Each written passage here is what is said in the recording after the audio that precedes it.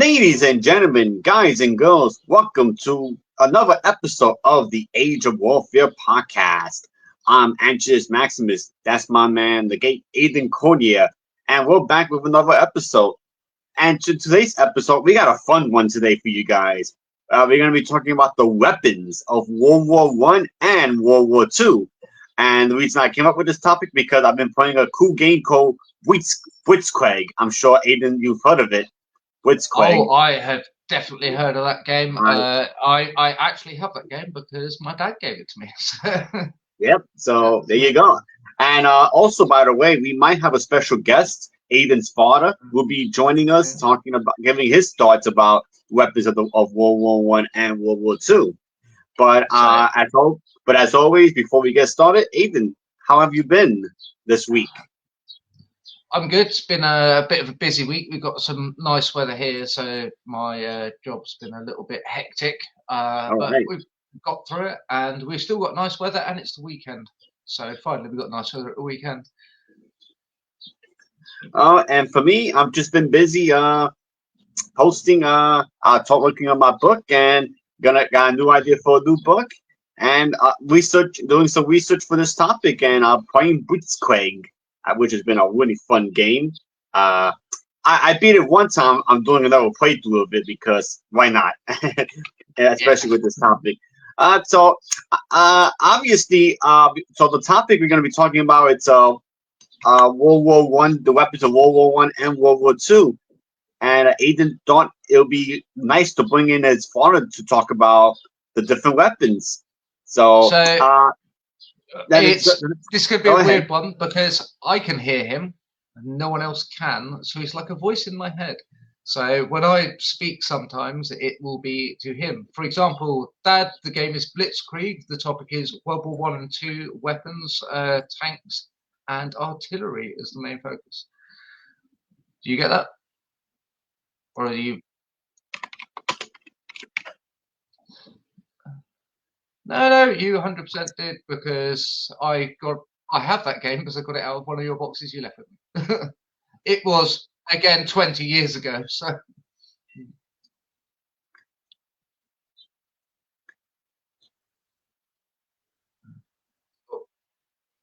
I get Panzer Battles, another game that my dad said about. Panzer Battles, okay. Yeah, which obviously very appropriate for this topic. Panzer being in broken German to English, tank battles. So yes, we're well set. So I think it would be appropriate as we're doing World War One and World War Two to start with the early tanks and why the tank came about. So Angel, do you want to lead in for that? So the World War One tanks. Let's get into the World War One tanks. So basically, the World War One was kind of a transition period from because you started to get the first APCs or armored personnel carriers and the tanks. And it's actually one tank I want to show off called the Tiger One, which was a German tank. So let's see if I can bring it up. Let's go share the screen. 1942 for the Tiger One. If the voice in my head will confirm that for me. There we go. Yeah, that's a nice look at it. November.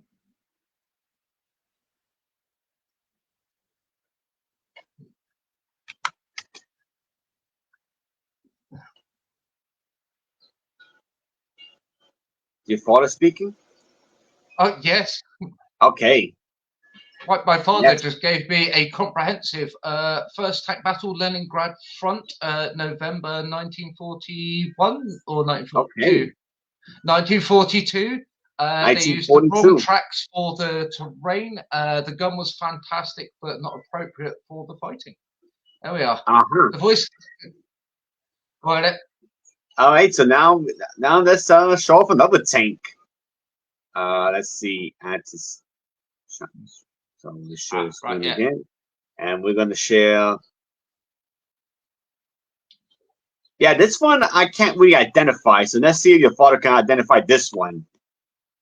That's a World War One. That looks like either That Whippet or what's the French small one? yeah, that's definitely World War One for sure. Yeah, you can tell by the slab tracks on it as well. It looks like a Whippet, which is they used them Cambrai actually in what 1916, I think it was, or was it 17?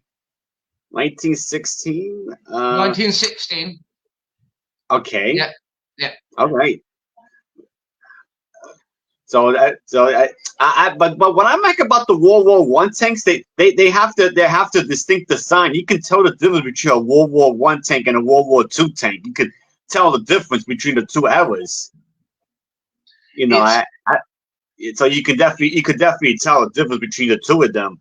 I think that's what makes it very interesting about studying the difference between World War One and World War Two.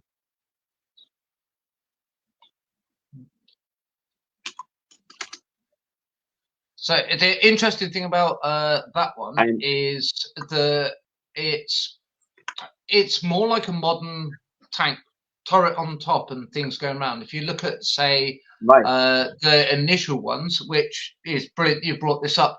So on the top left here, on this image, we can see you got stuff from Mark 1s up right the way up to Mark 5s and 6s, which are those lozenge-shaped things without stuff on the top. So the tracks go all the way around. Whereas, obviously, the image we were just looking at is showing how the Renault FT, that's the one that I was thinking of. It's more like a mod that it has the thing on the top. Right. And they were designed to be faster because they realized that while you could have this big old slabber tank coming at you, and that did cause some great things for your front lines.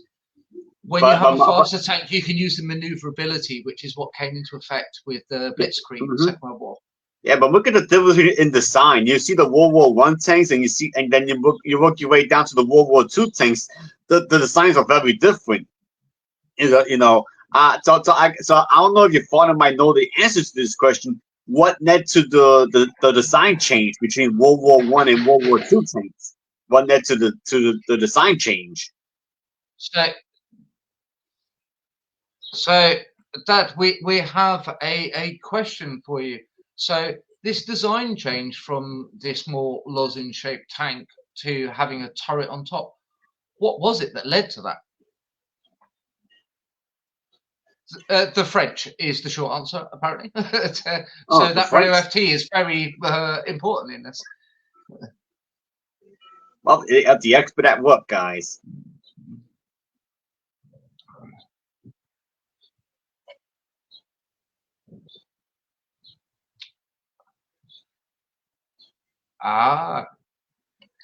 So Angel, if you scroll back up, Dad, can you give me 2 seconds? So you scroll back up. So on the side of these ones, you see this bit on the side on the tanks. That's a sponson where they've got the guns on the side of the tank.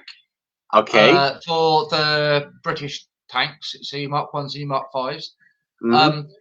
But obviously, they can't face any more than outwards. They can't do inwards. They can't do over the top. They can't do back. They can't even do backwards. Yeah. They only face one direction. Gotcha. Yeah. Yes. So this movement to having a turret is to allow them to have this big field of fire of which they can then use the weapons more effectively, which means you can get weapons in there that are slightly less powerful because there is a big problem with power of weapon and the weight of weapon, the ratio to engine, and it's a big factor. So you want the maximum ability from the weapons on your vehicle because you want to maximize the space you're using because after all it's a metal box. So having this turret means that they can use the weapon properly, essentially, and it's the French who came up with that. So French do things other than frying pans. Yep, and we have a few people watching. Hey, Dungeon Dan, good morning. The Dungeon Dan, morning, Jack. morning, Mr. Lee Edwards. How you doing, brother? And Jack says it has a tiny boomer.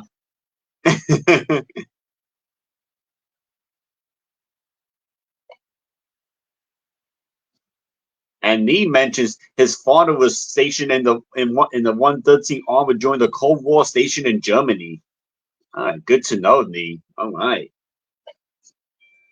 And the bad rabbit himself, Anthony Castro. What's going on, my brother? Thank you for coming on by.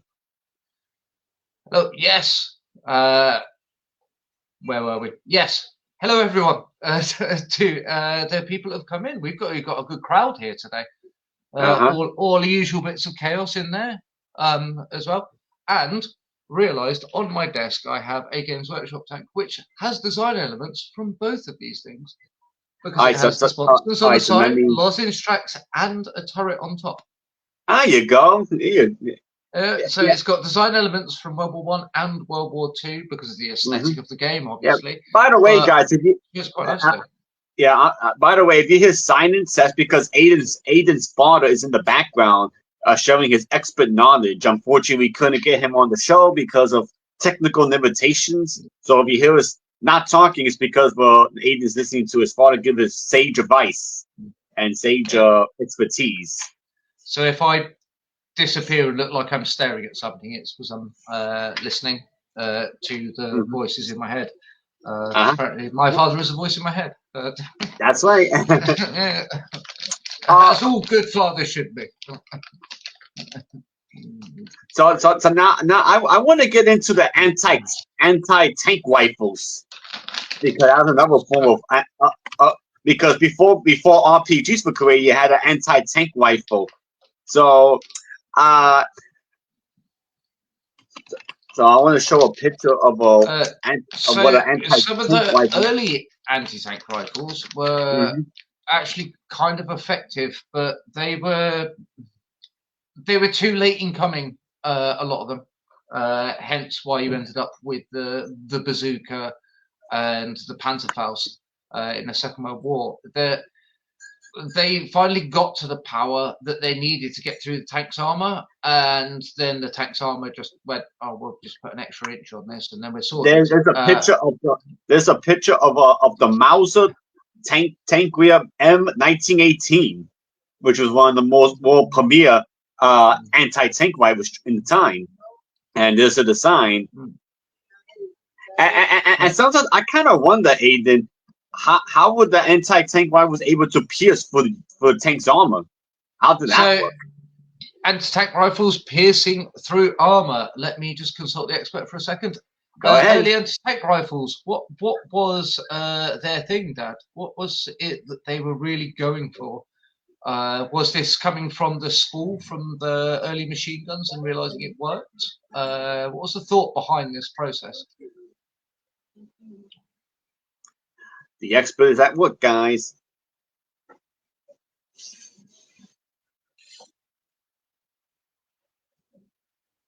There we are. All right.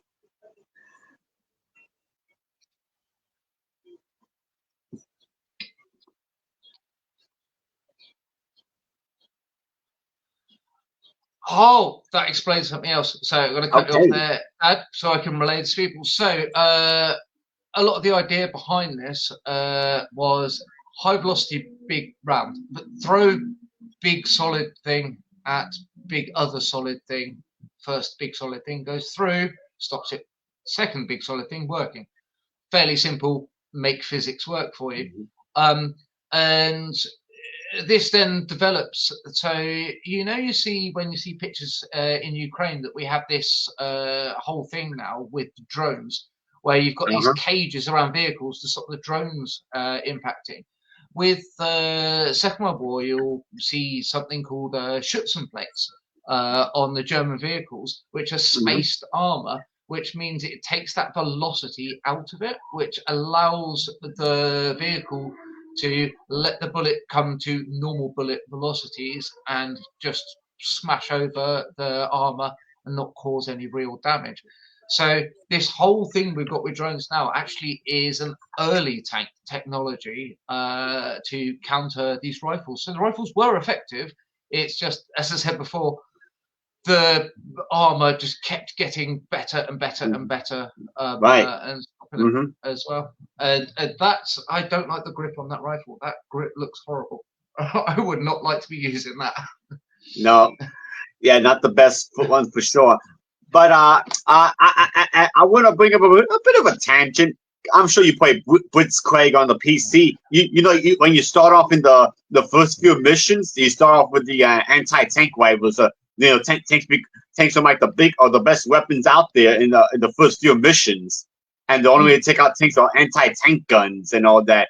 But as you progress through the missions, they start to introduce the RPGs. You know, as you progress for the times. So I mean, Blitzkrieg does a really good job going for the different generations. You know, going from the early World War II to the later periods. It's one of the things that we've always said a lot in our podcast is we love a bit of progression in our games, where it starts off with something and then it shows how people progressed through how that was fought against as well. So that's a really good example of that, of moving from this to go, we need something a bit bigger and better to deal with this thing. So let's jump ahead to this this fancy explosive on a stick thing, which, quite frankly, it's weird talking about anti-tank stuff because 90% of it is let's put a big boomy thing on the end of a stick and hit a tank with it. It's like that's just generally how a lot of that works. Right, exactly, man. So now I'm going to move on to what might be my favorite part of the of World War II, World War I warfare, and that's the artillery. That's one of my favorite parts of. I'm like studying the artillery, and I'm going to show off one of my favorite anti-tank guns, the German Pak 40. I don't know if you can see it. Oh, yep. Pak 40, yeah. Yep. Pak 40. I always found it weird because the barrel's so stupidly long. It feels like it's going to tip over. It's some of the infantry guns. If you look at the infantry guns that they use, the barrels are so much shorter, and they just took that and they went, you know what? Let's stick something that can take out a tank on this. And essentially, the gun that they're using is they've just taken that off of a tank. It's a lot cheaper to make yourself a carriage than it is to make yourself an actual vehicle that will do that. Yeah, so this was the German Pak 40, and then you had the Pak 43, which was the other design, an even longer barrel. Yeah. If you really wanted your thing to tip over, yeah. But if you look in the background, you'll see that looks like an 88 just behind it, with the four wheels on it, which is where they kind of perfected this idea as well. So what we're seeing here is this progression that we were talking about of moving through the things. You use bigger and bigger guns because the armor is bigger and better. One of the weird things with tanks is at the end of World War II, we went backwards. We developed how the quality of the armor, but we started reducing what armor there was as well. So famously, the US has the Bradley IFV. It's an infantry fighting vehicle because it's got big bang things on the top rather than just a transport. And that's a good 88. That's the flak, the German flak. That's probably the scariest AA gun in World War II and then only Cold War. That was perhaps the scariest of all for anti-aircraft. I know in Blitzkrieg, I think it's one of the strongest anti-aircraft guns in the game in Blitzkrieg. So one of the famous things about the 88 is there's a weird thing to do with the size of the shell and the velocity of the shell. And having bigger is not necessarily better in certain instances, especially when you get to this size. And I think it was in North Africa that they did this. And they didn't have anything to combat the tanks. Now, the big problem with the Matilda, the British Matilda, which was notoriously undergunned, but had incredibly good armor because it was basically a World War One design. And they ended up having to employ their anti-aircraft stuff against tanks, and they realized that actually that 88 was really good, and they started employing it more and more and more, and it became a dual purpose gun as well, to the extent of it was used on many of the tanks. So the later model Tigers, I think the Panther had a version of it as well, and it's this progression thing that we're talking about, that you trial and error. If you've got a bunch of tanks coming at you, you're just going to fire everything at them. And then they discovered that this very good at stopping those tanks, so they decided to use it in that role. However, throughout the war, they still carried on. As you say, it's an anti-aircraft gun. And it was still used for that. And all they needed to do was use slightly different ammunition, because anti-aircraft, you want big clouds of shrapnel, because you want to get a plane in the sky, you can't put that much armor on it, so you do not need these anti-tank rounds in the thing to do that. Right. And it's an American anti-tank gun, an American. I think this is the M1 anti-tank gun. That would be. Oh, this then gets into the other weird bit of 76 millimeters being so insanely better than 75 millimeters because of the design of the shells in it. It's if I might be mistaken, but I think that might be a 76. Sorry, my dad's gone off, so I can't call the expert. But that had to move. Yeah. Okay. Well, all right. So we'll do the best we can here, guys. Sorry about that. But all right. So go on, Aiden. So the thing about the 76 was it was all to do with the design of the barrel and the shell and how it was fired, and so it wasn't just that velocity thing like we're talking about with the anti-tank rifles, where you fire a bigger bullet at it and it'll smash into the thing and that'll do the job. You're starting to get into actual technological advancement in how the shells work and how the barrels work as well. This is similar to how we developed rifled barrels from smoothbore barrels, where a smoothbore barrel can do a lot of things. Ironically, it was only up until very recent years the only people still using rifled barrels in their main tanks. I think it was either us or the US. It was there was like one modern tank that was using it because they realized with the technology of the shells they could go back to this smoothbore. So you get this weird turnaround, but you have to have that technological advancement first with the rifling, great stabilization. You can make things move faster, more effort, and make it on target. It's general principle, but all of that technology then goes into making this, as the 88 being a great example of this, rather than having a dual purpose thing, or even using an artillery piece like they did in the First World War, and like for the much of the Second World War was used, and even up to the modern day, an artillery piece will suffice if you've got nothing else. An actual anti-tank round can do more damage because it's designed to do that thing. It's having a thing to do the job. Is what comes from it, and a lot of as the pictures that you've shown, Angel, they look like artillery pieces, and that's what they originally were until they started designing them to take out tanks to do those things. And what's crazy is that World War One was kind of a turning point because before we had cannon, artillery it was considered like cannons, like the only cannons, and then but in World War One we started to move on to these more advanced anti-tank guns. These more advanced designs. It was like a kind of a turning point compared to what we had back in the 1800s. Yeah, so, and it was one of the early turning points for cannons was actually the U.S. Civil War, and it was the Parrott 9-pounder. I think Lee might be able to give us a bit of insight on that one. I know Lee likes his Civil War stuff. Yeah, but the Parrott 9-pounder, I think that was one of the early ones for using rifle barrels. So it's one of the things that people often forget about the US Civil War because it's in that transitional period between muskets and rifles being used. And it's why the casualty rate was so high, because they were trying to transition between the two.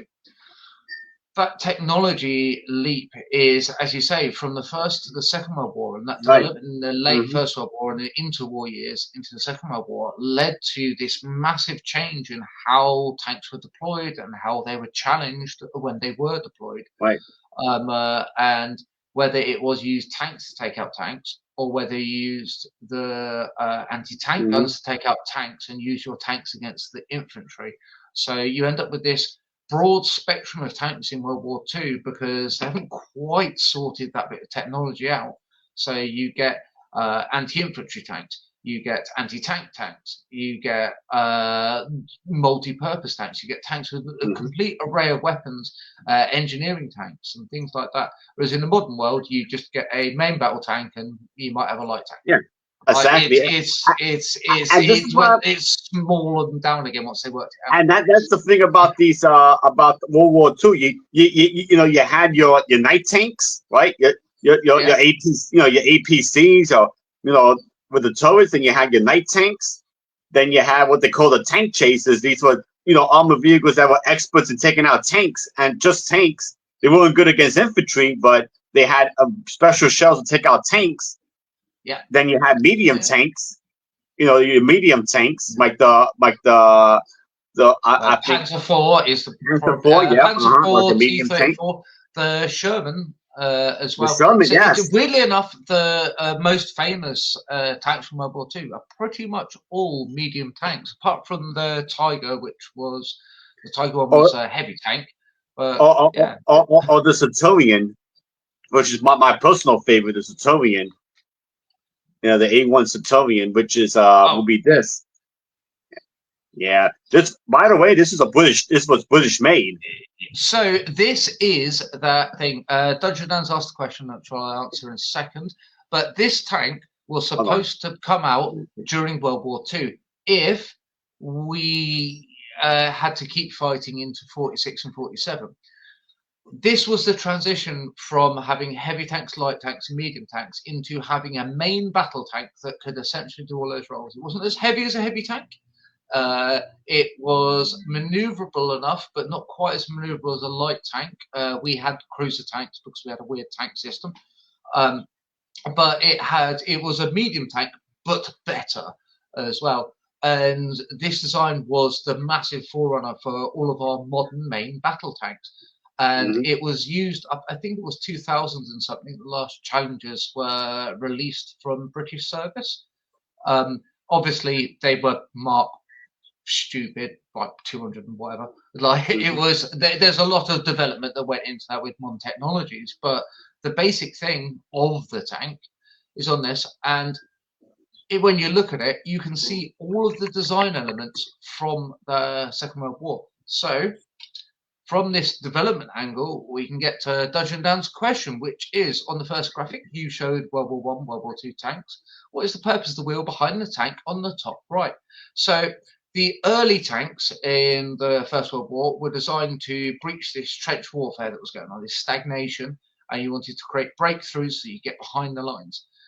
Trenches are quite wide, so you need stabilization. The wheels on the back of the tank were either, you could use them as essentially a trailer for multiple purposes, but often they were used for, if you were going over a trench, it helped stabilize and lengthen the tanks, that it was stable as it would over the obstacles, so that it could then use the guns, because some of the early battles, they had a bit of an issue with being able to be stable enough to fire. They just kept missing while they were on the move. And bearing in mind, these things are moving at 4 miles an hour. You could walk fast and get faster. That was still enough speed at which it was hard to aim. So they needed a way of stabilizing it as much as possible. So the wheels then came in at the back of the tank to aid this as the initial design of, let's see if this works. You'll also see this weird, the Red MFT has it, these weird sort of scoop things on the back. And that's because when they go over a trench and the back end falls in, what the scoops would do is, it's just a bit of curved metal, but that's strong enough to give them that bit of purchase so that the tracks can then move on. like if your car's stuck in snow and or sand and you put plates under the wheels, or you jam something underneath to give it a bit of purchase.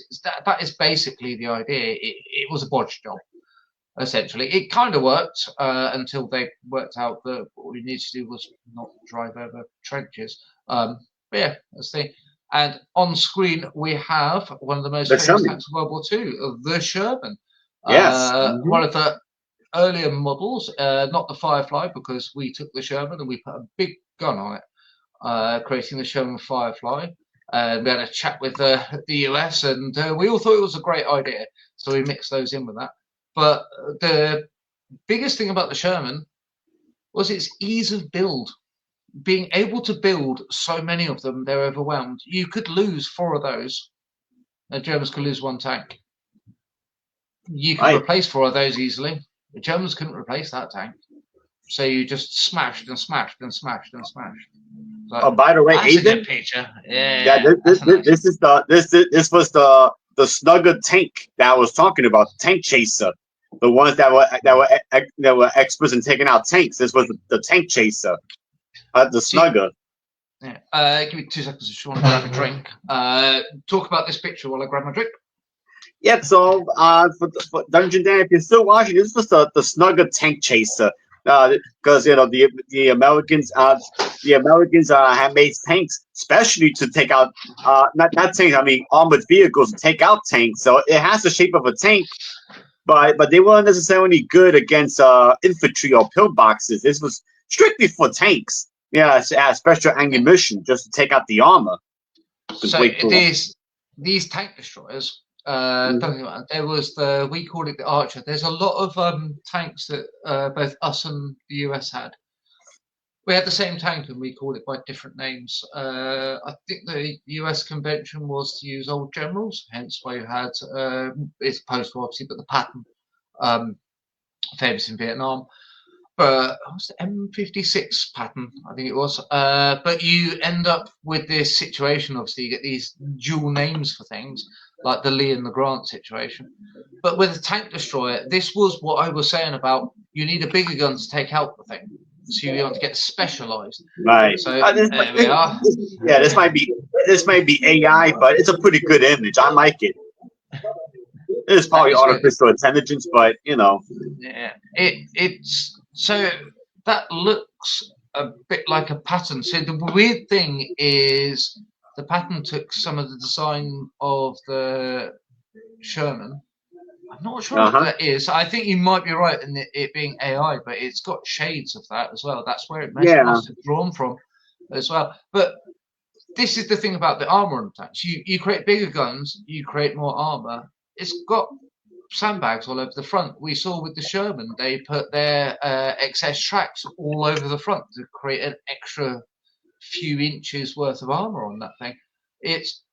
You're going to do anything to do that, and we see this up to the modern day. Like I've said before, if you look at anything going on in Ukraine, you'll see these cages over the top of tanks.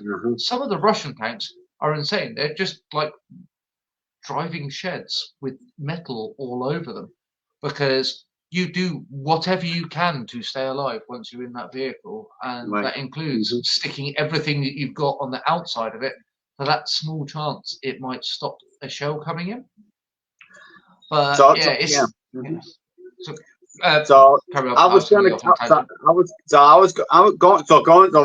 on a bit of a tangent about medium tanks and all that. So I almost forgot my point was that in World War I and World War II you had your different classes of tanks. Then you had the main battle tank, like you were saying, the Centurion, the Pershing for the Americans.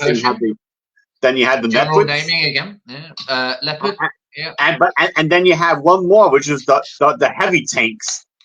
Yeah, but they were rarely used. They were only useful in extreme circumstances. The heavy tanks, and I'll show you one right now. The M103, the NASA American heavy tank, the M103.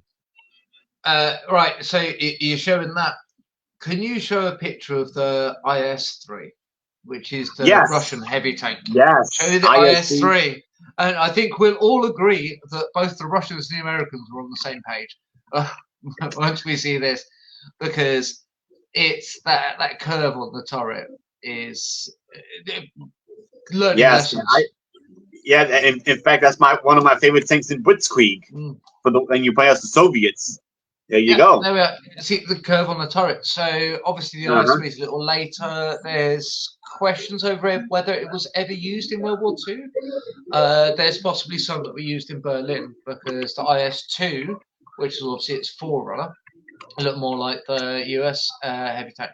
It's the Russian heavy tank design, but you can clearly see what everyone was doing with heavy tanks.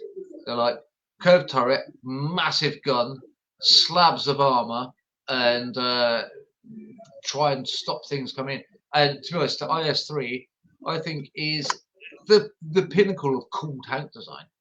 Really. And here's the IS-2, the generation before.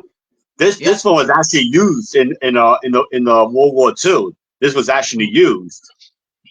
The IS-2. What's quite fascinating is the difference between those two designs and what they look. When you look at that, you can clearly see the design history from the T-34. It's just like a giant T-34 that does more stuff.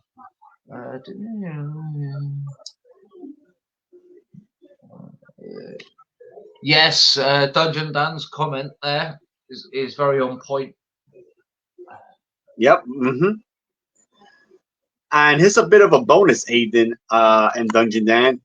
Chinese tanks. Tanks of the Chinese. It's in case you wanted to know that, the Chinese had their own tanks as well. So the really stupid looking boxy one on the left. So the bits of metal I was talking about, the ones above that. You see that curved bit on the back, based on the Renault FT. The one just below it is based on the earliest US tank. If you go the middle one, that middle one is a straight up. That's German. The one you've got Russian tanks.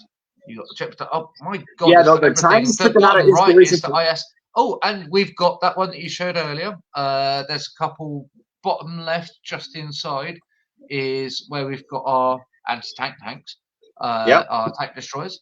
And then I got one of my favorite ones, the ISU 122, then the ISU 152, which were artillery tanks, Hauterizers.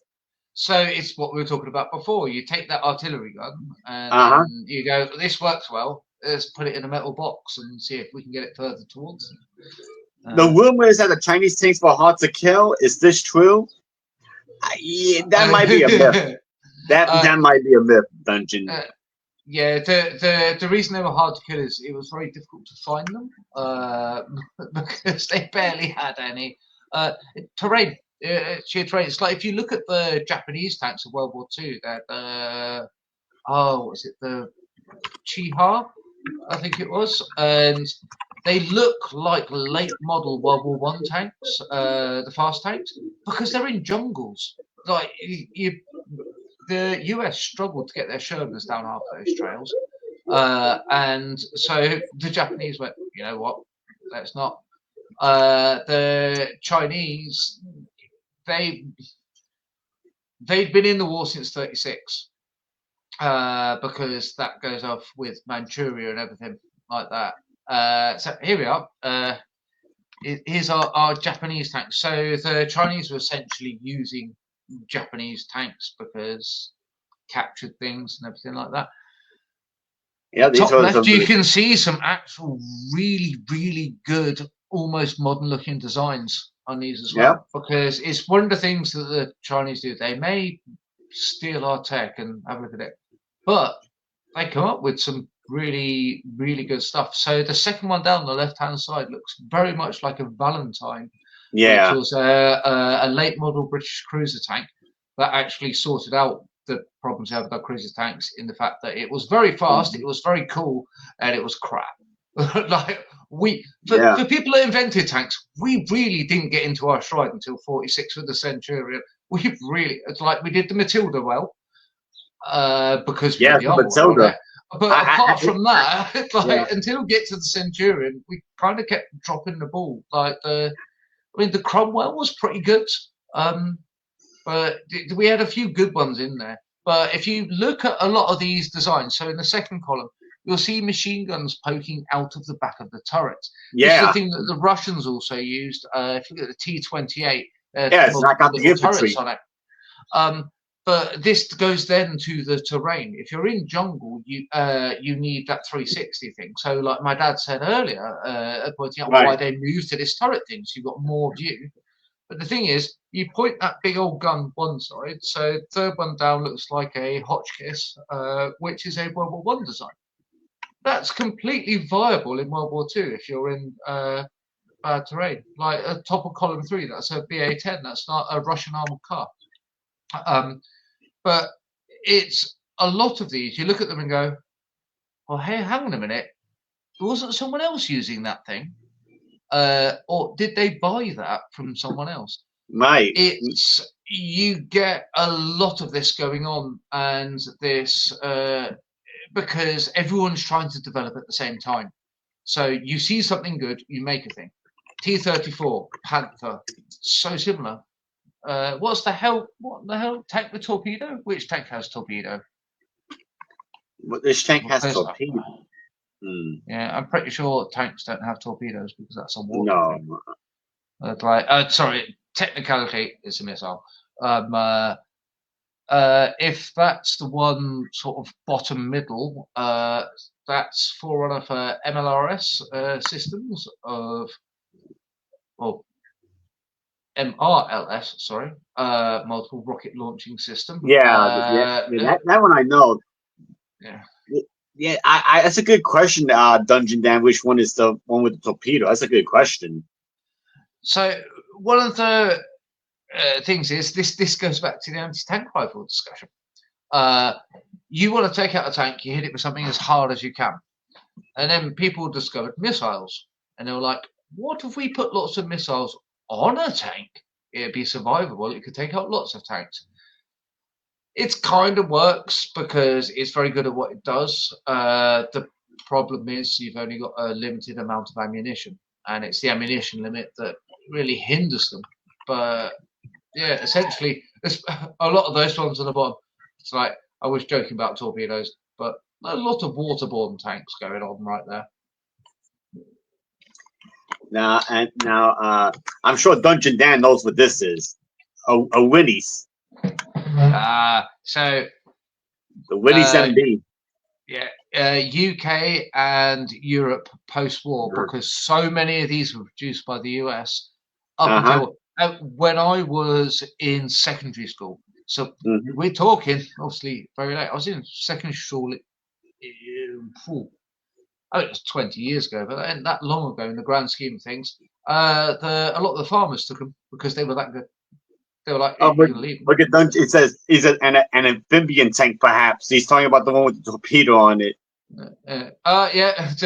Ironically, yes, amphibious tanks. Amphibious tanks. I said, go there. See, the US tried amphibious tanks, but they didn't realise they needed to make them amphibious, so they just, dropped them off the boats in the harbour. This is why D-Day was very hard for you, because normally you put tanks on dry land. It's like, you have a few issues with this type of thing in the US, don't you? Like sending Marines to fight in deserts and things. But yeah, Willys is the start of the Land Rover. The UK is our one, our version of this. I actually want to show. I think you saw this in Blitzkrieg. The cannons on trains. Oh, Gustav. Yes. So these were designed because of the size of the channel, and they, as in the Germans, wanted to shell the UK with artillery pieces because we kept shooting down their planes. So they developed these huge ass railguns, which are, it looks like something out of a comic book. Well, that especially because of the image, but or some sci-fi or something someone's made up. But no, they're straight up. No, it was real. So they used them. They also used the cannons in emplacements along the French shore. and they just shelled us from the moment they put them in till the moment the war ended. Well, say the war ended till we stopped them using them. But yeah, they're designed to fire over that. So there's been quite a few experiments about putting naval guns onto tanks and vice versa. Just taking a tank turret and slapping it on a ship, because from a procurement perspective, if you can take a turret mechanism and you can just slot it into a ship, you just buy a few more turrets and do that. Doesn't work apparently. There's a whole load of stabilization stuff that goes on with it, but vice versa, a ship can take a massive gun, and on land they look like this. So yes, Dungeon Dan, size does matter when you're shooting over a large wet channel, Dan. Yes. And he also commented that he has a couple of retired military in his neighborhood that have an original Winnie. Oh, they do, Dungeon Dan. That's awesome. And an original Winnie's, like, and are they in mint condition, Dungeon? Are they? Because they're in mint condition. That's pretty impressive. I assume when they break down, they just hit the engine with a hammer, because that's how those things were designed. They put everything in that was needed and nothing more, which is why they're so reliable. It's the early models of Land Rover before they went all modern on them were the same thing. So yeah. Unfortunately, Winnie's went out of business in 1953. They went out of business. Winnie's. Yeah, I find it weird that they did. Yeah, considering Land Rover's still a massive thing. Yep, and they won't let you. Well, and that's understandable. That's actually understandable. It's probably a picture like me. You want to fix them with a hammer. But yeah, it's crazy. I've actually been to airsoft games where we've used stuff like this as well. That is crazy that Winnie's that made the Winnie's MB, as soon as after World War II finished, it went out of business. That's probably one of the crazier things about World War II was Winnie's went out of business. After World War II. That genuinely surprises me as well, when you consider the other vehicle manufacturers that are involved. So, like, even look at the Germans. You have VW that make cars, the Volkswagen, the People's Wagon. The Volkswagen, right? Yeah, Nazi origins, the Beetle being partially designed by Hitler, but that's still around. You've then got Opel, which is same as it's Vauxhall, but in Europe now. But Opel's still around. They made all of the trucks. Skoda made machine guns and tanks. Porsche made the turrets for the Tiger II as well. So, and obviously Porsche is still around. It's amazing how many are still around, yet Willys isn't, considering it was one of the successful ones. So, right. I'm genuinely amazed by that. And then I'm sure you know what this one is, Aiden. The Matilda 2. But let's see. Do you know why it's colored? It has this color, Aiden? Desert. That's the desert scheme. Yep, desert. Yep. These are the ones that fought in Libya. In the campaign in Libya. Pink, because pink is the best camouflage of the desert. Yep, and these you have the teal and sand color here. And actually, if you play Blitzkrieg, you can they actually have this color, which I think is a little bit of a great historical touch. That was a great historical touch. It's one of the things from World War II that is often forgotten. So a lot of World War II, you get this focus on 44 and 45 in Europe. And then you might get, obviously, US film industry, so you're going to get the US years, but as you get the island hopping that Marines did in the US when with all the Pacific, Pearl Harbor, obviously, big focal point. But you get Battle of Britain, but Battle of Britain's obviously planes. When you're actually looking at what was happening on the ground, a lot of that was actually desert and jungle fighting. So before as I said, the Chinese and the Japanese were fighting since 1936. and the British Empire, as it was fighting from the start of World War II against the Japanese. The Australian troops having to halt them at Port. I can't remember the name of it. There's a good film about it.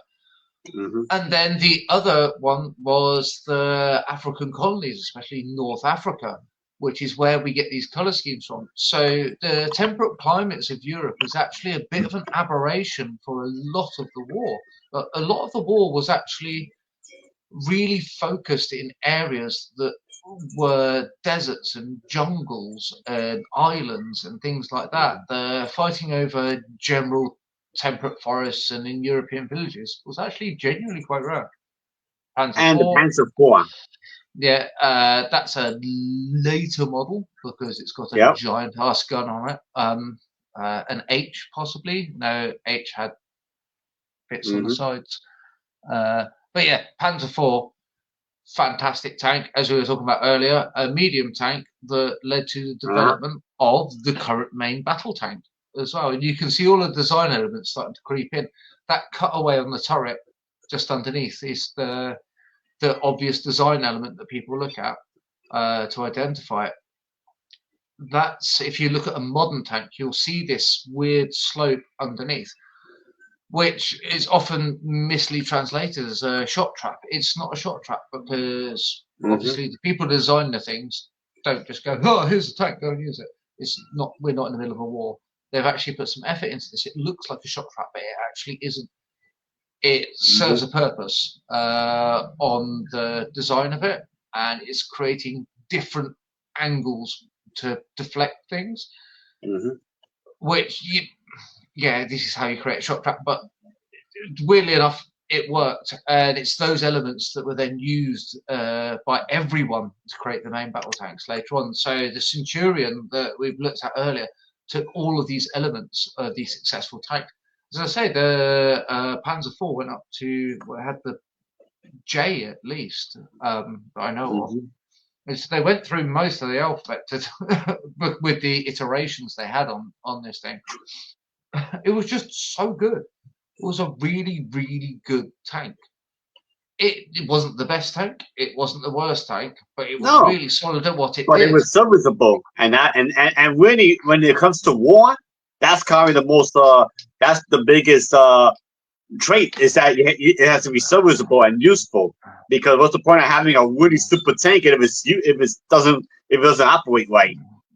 I had a friend when I was in secondary school. We used to talk about tanks quite a lot, and he was utterly convinced that if the Germans had have done away with the Tiger, not bothered with the Panther, no matter how good the Panther was, and just stuck their effort into mass producing the Panzer IV and keeping the supplies up on them, they'd have won the Russian front, which would have meant that they potentially had a good chance of actually winning the war, or at least drawing it to a stalemate. Oh, there we are. This is the French S-35. The Somua S-35, late First World War. It's I like the bullseye. The Sharbis 1 is what these are called. But the roundel on the front is a little bit of a please shoot me here sign. It's like, if you're gonna have a symbol on the front of your tank, don't make it a target. Like it's a bit showing off. Let's just say I'm not the craziest about French tanks in the World War II. Let's just say I'm not too crazy about the French tanks in back in World War II. Oddly enough, a lot of people say that the French had the worst tanks during the war was the French. Nope. 1939, the French actually, the Charbis 1 was the best tank on the market. Wow. The French just used them badly. It was based on this design, and it's why the US went with, I can't remember whether you guys call it Lille de Grand. But it's like that, but it's got an extra gun on the front. It's a 75mm howitzer, so it could do two. And here are the French tanks, French army. They didn't get a chance to. The problem they had was they did the interwar years of development. They came up with the Shah, The Shah was really good. They misused it, and then obviously with their country falling to the Germans, it's yes, it does. It looks like a fat target there. And how fast was it? Well, it's like, oh no, it's a good 6 miles an hour. That one, it looks fast. Let's just say it's not my favorite tank of the World War II era. Let's put it that way, Dungeon Dan. But they didn't get that development that everyone else got in World War II. Straight after World War II, to actually have tanks, they took all the Panthers off of the Germans when they took all the German military equipment because everyone was a little bit unhappy with them. And that Panther remained in service for a long time with him as well, and was upgraded until the Germans and the French started working on tanks together, and then they got angry at each other and then created their own tanks, but which led to the Leclerc and the Leopards, I believe the Leopard, the first iterations of it, which is why they're so similar. But when you look at the French tanks, it's, well, that's really, really good First World War design to the point of end of First World War. You're talking about some really good equipment there. Interwar, also relatively good equipment. They're doing fairly well. They never had the chance to develop that further, and it's actually a shame because it'd be really interesting because the French have got a weird design philosophy when it comes to that type of thing. And then obviously you jump straight forward into post-war tanks, and they just look like everyone else's. But I think we could have had different tank designs going on because, as my dad said earlier, it was the French that pushed for the whole turret on top thing as well. We were just loving our lozenge shapes and driving over trenches, which they couldn't, hence there being with metal on the back. So one more question, Aiden. Not as related to this topic, but what branch did your father serve in the army in the UK? My dad was in the Air Force. He was in Royal Air Force. Air Force. Okay. Yeah, I did 22 years as well. Left. He was a technician. Left as a chief technician, which they were trying to get rid of, but it still exists as a rank. It's essentially you know, when you're talking about sort of US military ranks, and you have those weird bits above sergeant, where it's sergeant with a bunch of stuff above it. It's one of those ranks where you're a specialist. You're better than a sergeant because you've got all the experience of things. So you master sergeants and those people. It's that equivalent level.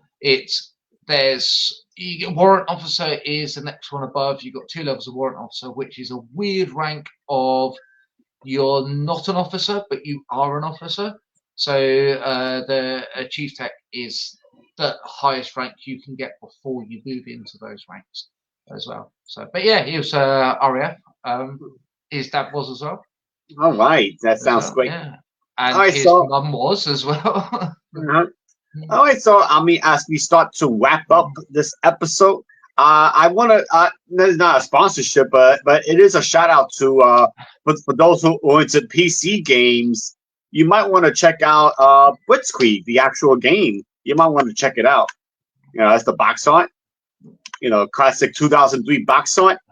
Yeah, try to ignore the pro-Russian bias. Obviously, the Russian tanks are the most powerful in the game, but you have to understand that the developer is Russian. So, you know, might we talked about before, Aiden, the bias in certain video games. Yeah, it's so you know that weird thing I was saying about with that cutaway on the turret? You can see that. Yeah, as well. So it's that is not a tank that exists. it's got elements from several different things. Yep. Says Dungeon Dan says the level of warrant officer is as far as an enlisted man can go. Correct. Yeah, it's the gap bridge between the 2 levels. Yeah. So that's a good new fact there. So yeah, guys, if you want to check out a good World War II game, Blitzkrieg, go for it. It's a real-time strategy game, although there's no building involved. It's more managing and, you know, and taking care of your units. You know that. Yeah, it is a good fun game. It's like you can lose hours playing it. To be fair. Yeah, there was a steep learning curve, though. I will say there was a bit of a learning curve to it. So so if you're into PC games, it's a fun little game. Just be aware of the learning curve. And that learning also includes knowing which tanks are which. Yep, So exactly. This episode will help you. Yeah, but great show, guys. Thank you, Dungeon Dan, as always, and thank you to those who did show up. Guys, well, we have reached the hour. Unfortunately, your father couldn't stay long, so But he just managed to call me again like 2 seconds ago. So but I can see you. I got you on mute for a second until we finished this bit. Sorry, Dad. But yeah, we have reached the end of this episode, guys. So I hope you enjoyed some World War II tanks, some World War II artillery, and we're going to know more about what weapons were used in World War II and World War One, and the evolution from the First World War to the Second. So we'll be back in a couple of weeks. So I hope you join us then with a new topic that I'm sure I'm going to have Aiden choose the next topic. Aiden, I'm going to put you in charge. I've got a few ideas. All right, so let's put you in charge today, this time around, because I've been coming up with all the ideas. No, actually, you came up with the Falkland Wars, and I came up with this one, so now it's your turn. Yeah. All right, so we'll see you in 2 weeks, guys. So I have been Anxious Maximus. That's been my man, the Aiden Cordier. We'll see you in 2 weeks. I hope you enjoy the rest of your weekend. Take care, guys. Take care. Bye-bye.